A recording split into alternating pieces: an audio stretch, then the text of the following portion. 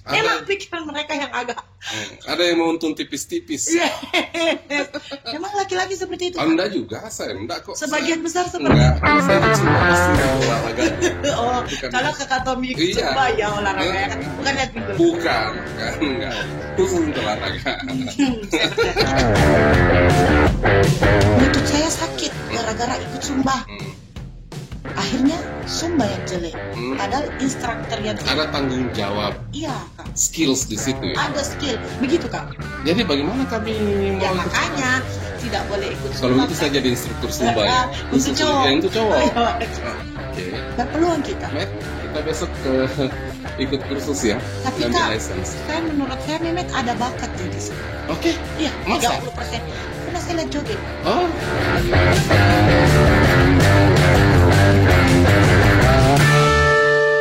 Assalamualaikum warahmatullahi wabarakatuh. Bertemu kembali di kanal Tommy Speaks, kanal yang dibangun oleh anak muda Bulukumba yang bertujuan untuk berbagi inspirasi, bercerita tentang hal-hal baik Bulukumba, Sulawesi Selatan dan bahkan Indonesia. Pada kesempatan hari ini saya ditemani oleh salah satu perempuan tangguhnya Bulukumba, namanya Iva Zulkarnain, Musdalifah Zulkarnain. Iya. Apa kabar, Pak? Baik, Kak. Saya panggil kakak atau apa ini? Kakak dong. Oh. Nah, Iva ini kan instruktur Zumba. Yes. Kenapa tiba-tiba terjerumus menjadi instruktur Zumba? Awal mulanya sih Kak, saya sebenarnya member dulu. Member? Yang memperkenalkan Zumba itu di Bulukumba sebenarnya bukan saya. Ada namanya instruktur Kak Rahmi, Sin Rahmi namanya dari Bantai. Itu sekitar 2014. Dia masuk ke sini dan buka kelas Zumba di sini. Akhirnya kami tertarik. Zumba wah menyenangkan. Zumba jadi menyenangkan. Menyenangkan luar biasa karena musik-musiknya yang luar biasa yang dinamis bisa, ya. Yes, bisa merubah mood kita yang dari mungkin 1 bisa jadi 10 seperti itu. Itulah kemudian dari member kemudian tertarik menjadi instruktur. Karena itu berapa lama kemudian kita dari member biasa menjadi instruktur itu berapa lama sih sebenarnya? Sekitar 1 tahun Kak. 1 tahun. Ya. Setelah itu saya mencoba untuk menjadi profesional instruktur, makanya saya ikut sekolah namanya B1 Zumba. Saya ikut. Oh, ada khususnya? Sekolah namanya. Ada sekolah? Yes. Ada juga sekolahnya? Ada sekolahnya Kak, dan itu luar biasa. Kalau dulu saya pikir kalau yang penting kita sudah bisa joget, kita sudah bisa mengklaim diri sebagai instruktur. Tidak seperti itu Kak. Kalau Zumba mungkin dia datangnya dari luar negeri. Kalau di luar negeri itu karya begitu dicintai. Klaim hak cipta itu luar biasa. Makanya kami harus berlisensi dulu, kenal Zumba dulu seperti apa, baru kita mengajarkan Zumba itu seperti apa. Apa sih bedanya Zumba dengan goyang dompet? Beda. Di Zumba itu banyak hal-hal yang... Ada goyang dompet kan? Yes. Ada apa, SKJ atau apa? Iya. Kalau SKJ itu dia senam baku. Jantung sehat itu senam baku. Ada juga, dan kalau kayak Zumba itu bukan senam baku. Aerobik pun bukan senam baku. Ada juga namanya senam kreasi. Banyak hal-hal yang di senam itu banyak macam-macamnya. Salah satunya Zumba. Mereka berbeda dari segi musik, segi gerak. Kalau di Zumba spesifiknya itu dia punya 4 genre. Ada juga genrenya? Genre, reggaeton, merengue, salsa, dan cumbia. Itu mungkin karena mereka dari Latin Amerika. Oh, jadi sebenarnya ini Zumba berasal dari Amerika Latin? Ya, dan perlu kakak tahu bahwa Zumba itu penemunya lelaki. Oke. Lelaki namanya Beto Perez. Awal mulanya kenapa Zumba ini ada, karena Beto Perez ini lupa kaset kan dulu aerobik itu pakai kaset ya. Dia lupa kasetnya, yang dia bawa itu musik salsa. Musik salsa. Akhirnya dia kombinasi dengan fitness, aerobik, makanya terciptalah Zumba itu. Tapi kemudian kenapa di Indonesia, Bulukumba, Sulawesi Selatan Zumba lebih banyak didominasi oleh perempuan? Mungkin karena kultur ya Kak. Karena mungkin di Indonesia dianggap itu kalau joget untuk lelaki itu agak sedikit seperti agak itu. Sedikit apa namanya? Yes. Melambai. Yes, melambai. Mungkin seperti itu. Itu ya? Ya, mungkin seperti itu. Dan sebagian besar memang instruktur itu di Indonesia sebagian besar wanita. Jadi Pak, Kak. Sebenarnya kita bisa klaim bahwa sebenarnya Iva ini instruktur pertama Zumba di Bulukumba. Bisa dibilang seperti itu. Karena saya memang orang pertama yang mengambil B1 Zumba untuk Bulukumba. Jadi bisa dibilang seperti itu, saya instruktur Zumba pertama di Bulukumba. Di Bulukumba ada berapa orang yang sudah mengambil sertifikat atau license untuk? Oh, kalau itu ada sekitar 7 orang. Sekarang? Yes, 7 orang. Ada 7 orang, Kak. Yang resmi betul-betul seperti itu. Sejak menjadi instruktur Zumba, bagaimana prosesnya supaya kemudian Zumba menjadi terkenal di Bulukumba? Wah, kalau dicerita masalah seperti itu, Kak, saya kan dari 2014. 2014, ya. Dan tidak langsung seperti ini. Ya. Saya melalui proses yang luar biasa. Langsung banyak member? No. Saya pernah, sebelum ini, saya pernah cuma mengajar 3 orang dalam waktu 2 bulan. 3 orang dalam waktu 2 bulan? Ya, dan itu pun mertuanya, anaknya, dan menantunya. 3 bulan. Dan didatangi ke rumahnya atau? Di studio. Yes. Cuma 3 orang 1 bulan itu. Dan alhamdulillah setelah saya mengalami proses, saya bisa... Pernah merasa menyerah dengan jumlah member yang tidak sesuai harapannya Iva awal-awalnya? Pernah, Kak, pernah. Tapi saya pikir pekerjaan ini hobi saya. Oke. Hobi saya yang bisa menghasilkan. Hobinya memang yang menggerakkan badan ya? Yes, maka dari itu saya merasa bahwa wah, ini saya sudah jadikan profesi saya. Mau seperti apa, mau bagaimana, semua pekerjaan pasti ada seperti itu. Ya. Terus bagaimana responnya orang tua, Fah? Karena kan ini persepsi orang tentang Zumba, pakaiannya ketat, ya memperlihatkan beberapa lekuk-lekuk tubuh, gitu kan? Betul, sementara saya tahu orang tuanya Iva ini kan basicnya orang yang menyiarkan agama. Bagaimana responnya orang tua pada saat Iva pertama kali mau mengambil jalan sebagai instruktur Zumba? Bagaimana ya, Kak? Awalnya mereka pasti tidak setuju dengan basic mereka yang menyiarkan agama, dan saya yang mungkin agak melenceng dari yang mereka dianggap. Awalnya mereka tidak mendukung, tapi mungkin orang tua saya maksudnya mereka membebaskan saya, memberikan pilihan karena orang tua saya luar biasa dalam hal itu. Bapak saya, ibu saya menghargai setiap keputusan yang saya ambil, karena mereka begitu yang mereka ajarkan ke saya. Jadi awalnya saya utarakan seperti ini loh, saya mau seperti ini, saya seperti ini. Oke, boleh. Tapi ada syarat-syaratnya. Ada syaratnya seperti kalau di luar outdoor, kamu tidak boleh tidak memakai jilbab. Memakai jilbab karena memang itu tugas kami sebagai wanita. Awalnya seperti itu. Setelah lama, akhirnya mereka 100% mendukung itu. Oke. Terus bagaimana responnya orang Bulukumba ketika Zumba ini diperkenalkan? Apalagi kalau misalnya kegiatan dilakukan di outdoor. Iya, betul sekali, Kak. Itu yang menjadi polemik pertama saya. Itu yang menjadi ujian pertama saya dalam... Sempat berpolemik ya? Wow, luar biasa, Kak.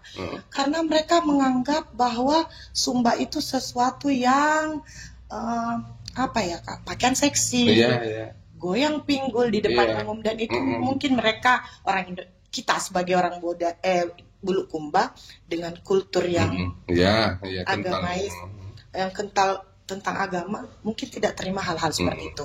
Menggoyangkan pinggul, baju ketat, tidak memakai jilbab. Di situ awal mulanya cobaan saya dalam mengajar Zumba.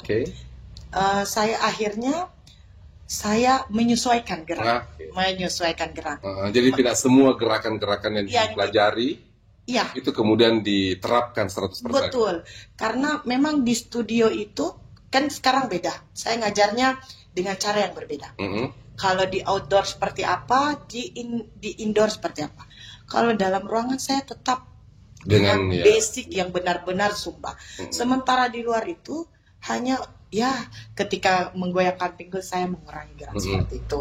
Saya memakai jilbab untuk, saya pernah loh Kak diklaim di tempat umum tidak boleh ngajar Zumba. Oke, di apa namanya, di boykot. Di boykot, betul sekali Kak.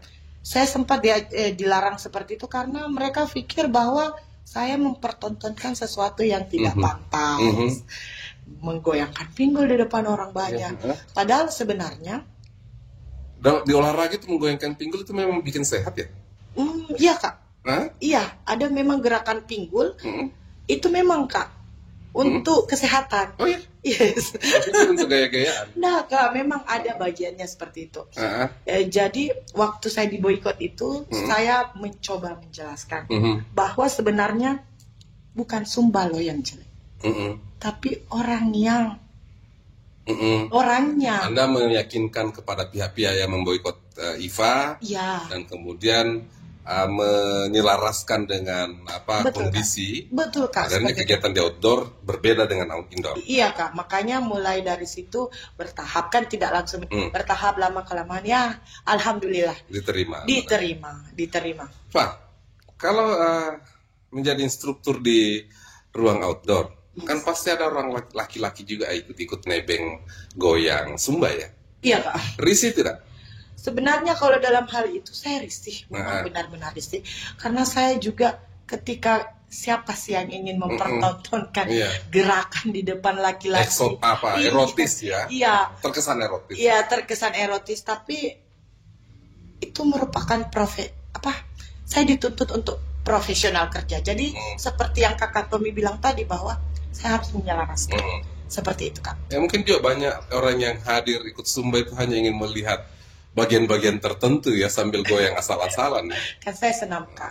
Dan yang salah itu mereka. Kenapa harus berpikir seperti itu? Oke, that's right. Ya, bukan kita ya. Bukan saya hanya mengajar olahraga. Kalau kalian pikir saya seperti ini kan pikirannya. Memang pikiran mereka yang agak ada yang mau untung tipis-tipis. Memang laki-laki seperti itu. Anda juga, saya enggak kok. Sebagian besar seperti itu. Kalau saya ikut Zumba pasti untuk olahraga. Kalau Kakak Tommy ikut Zumba ya olahraga, bukan lihat pinggul. Bukan, enggak. Khusus untuk olahraga. Nah, Pak, rata-rata membernya sekarang perempuan-perempuan muda ataukah ibu rumah tangga?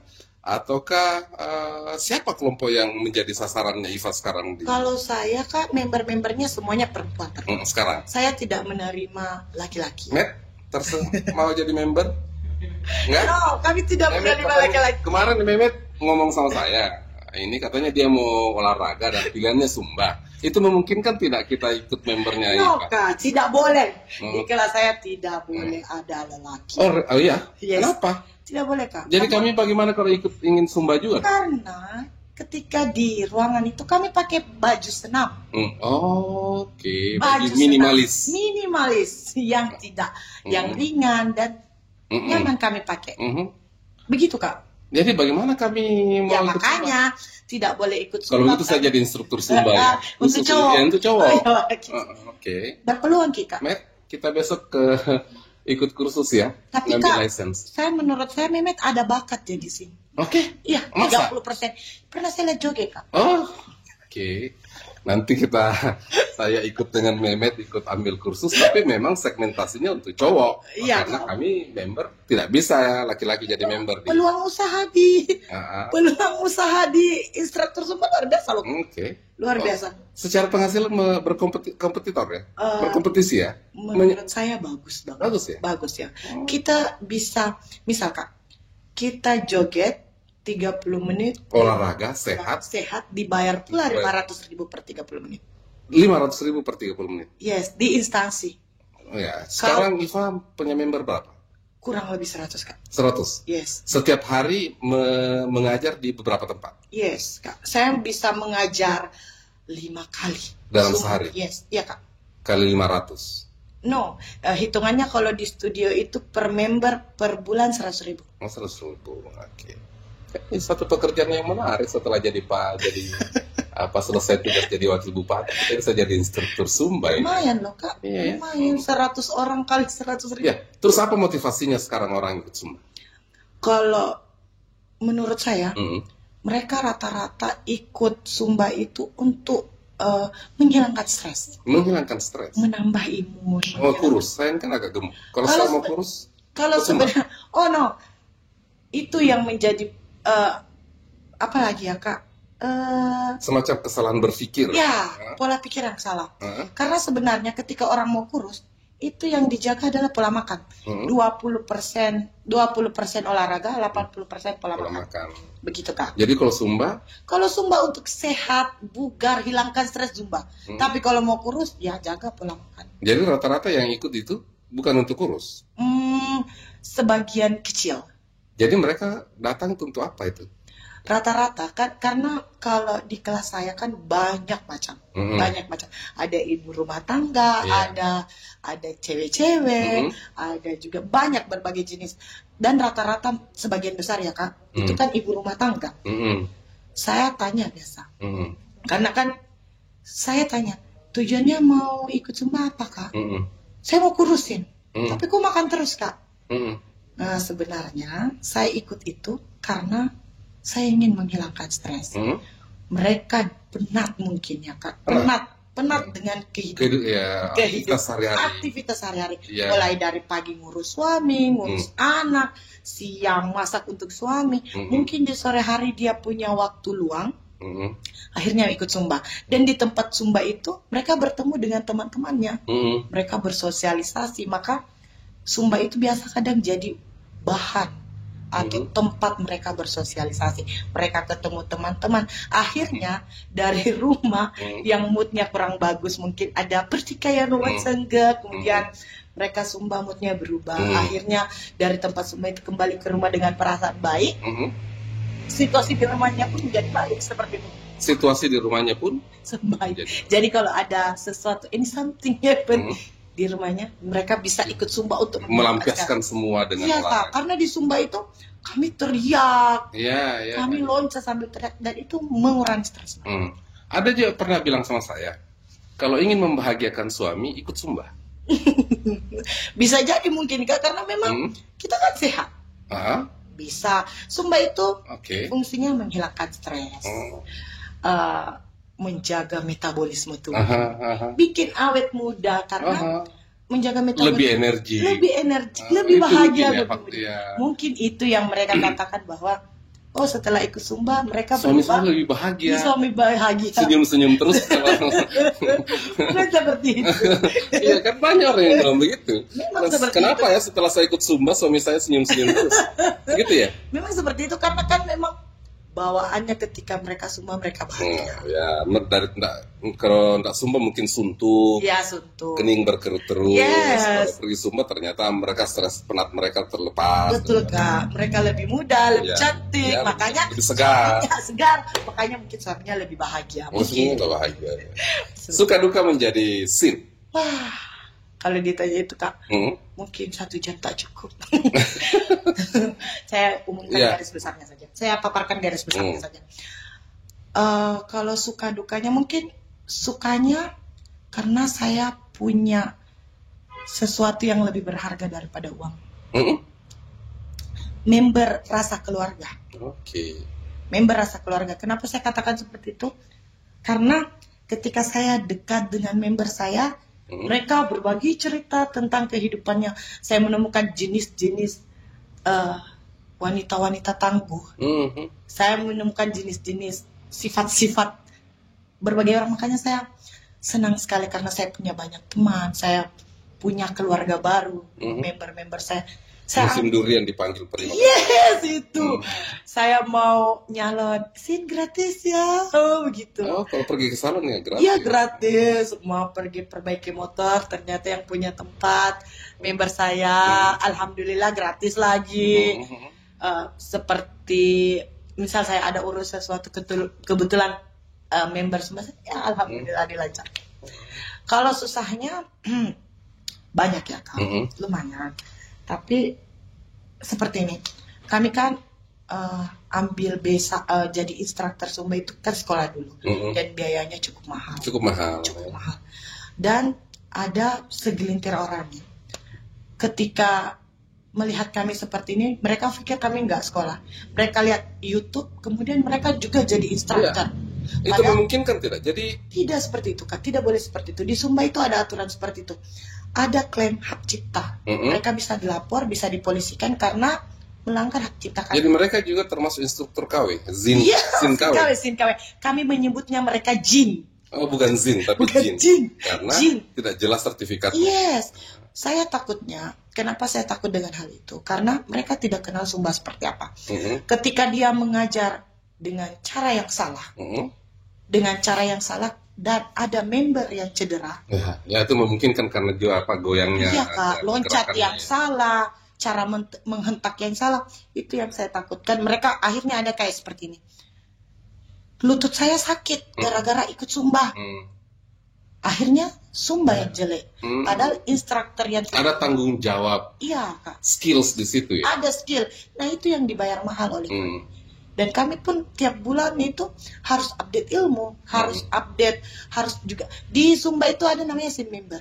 Ada Zin member. Ya, SIN member. Apa tuh Zin sih? SIN itu Zumba Instructor Network. Kalau Jin? Jin. Saya kira tidak. Jin yang kecil. Iya. Jin yang tak kesat mata. Bagaimana apa? Kalau ada tadi Iva mengatakan ada 7 Zin di Bulukumba. Yes. Bagaimana mengatur supaya tidak berkompetisi saling curi-mencuri member? Sebenarnya hal seperti itu harus. Karena kalau rival kami harus bersaing untuk tahu siapa sebenarnya yang terbaik. Hal itu penting loh, Kak. Saya harus punya pesaing supaya saya tidak nyaman di posisi saya. Oke, jadi pesaing itu tetap harus ada di Zin lain. Harus, karena kalau Tidak merasa kenapa? saya justru butuh mereka untuk tahu kualitas saya seperti apa. Oke, good. Saya harus tahu. Tidak boleh merasa sakit hati kalau member kita diambil. Enggak lah. Mungkin ada, mungkin awalnya kan seperti itu memang. Tapi akan memang member punya hak untuk memilih siapa memilih. instruktur yang dia ingin. Betul sekali, Kak. Good. Betul sekali. Karena mereka akan membayar jasa kami. Ya. Ketika jasa kami baik, pasti Jangan mereka. merasa sakit hati dong kalau saya pindah dari scene satu ke scene lain Ya, karena tidak, mungkin Kak. saya lebih nyaman dengan Iya, scene itu. iya, banyak hal seperti itu, Kak. Banyak hal seperti itu. Memang seperti itu. Harus ada pesaing. Dan Mimpi 5 tahun ke depan Iva seperti apa? Tentang Zumba di Bulukumba. Apakah tetap seperti ini aja atau lebih luas atau lebih apa? kalau mimpi saya 5 tahun ke depan itu tentang Sumba, apa ya, Kak? Saya Mau bikin studio sendiri, kemudian member berdatangan. Sekarang masih bekerja sama dengan studio-studio yang ada. ya saya memang punya peluang seperti itu, tapi saya lebih suka ketika saya berbagi rezeki dengan orang lain. Berbagi rezeki dengan orang lain itu luar biasa loh, Kak. Daripada saya punya sendiri. Sebenarnya saya punya peluang seperti itu, tapi saya lebih suka. Bahwa bermitra saja dari Ya, bermitra saja. studio, Yes. Anda jadi instruktur, Mereka yang atur studionya. studionya oke. Gitu, Kak. Di Sumba ini siapa yang menjadi inspirasi Iva? Inspirasi saya. Siapa yang diidolakan oleh Iva di Sumba ini? Ada namanya Sis Olivia. Saya sangat terobsesi untuk jadi seperti dia. Saya suka attitude-nya, caranya bergerak, dan karismanya. Karena setiap instruktur itu berbeda-beda.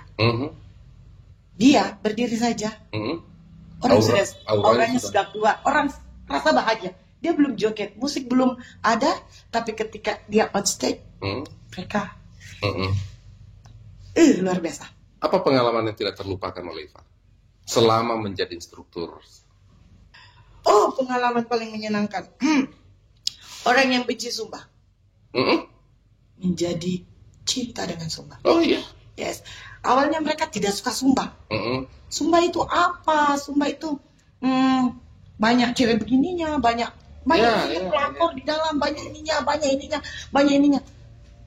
Tapi setelah dia ikut kelas saya, dia tidak bisa hidup tanpa Sumba. Oh iya.